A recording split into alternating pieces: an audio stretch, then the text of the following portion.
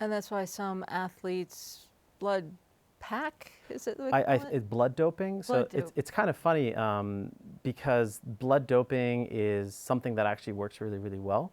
And it's very hard to test for because you're only using something your body already produces to increase the oxygen carrying load of your blood. So how do you test for something your body already produces, right?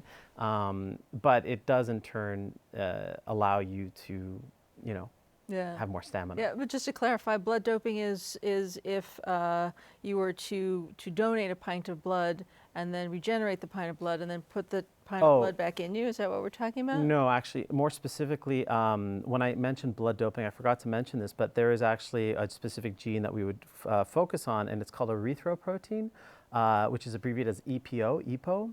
And this is a hormone that specifically signals to bone marrow cells to produce more red blood cells. So basically, people who blood dope, what they do is they take a synthetic form of this protein that's been made in culture or perhaps in another animal. They purify it and then they inject it into their bloodstream. And this sends signals to your own erythropoietin receptors all over your body, specifically stimulating bone marrow cells to produce more red blood cells. And if you have more red blood cells, you can carry more oxygen. If you have more oxygen, you can do more things. You have more stamina.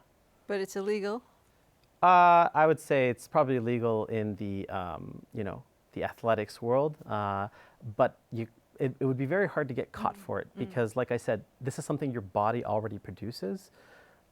So it's difficult to really test for it. Is that dangerous to mess with your blood chemistry that way? I mean, I wouldn't do it every day, but it seems to be effective in the way that it works. And to some people who specifically have low red blood cell count, who have anemia, they actually take erythropoietin to correct that. So it can be also used as a therapy.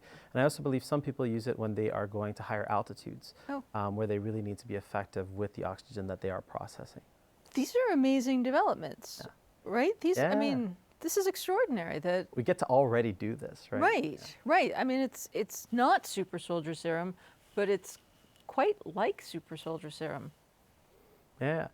I think one thing that we'll find out is as we kind of go through all the trouble of engineering, at least when I went through the trouble of engineering, it ended up being a lot easier just to go to the gym.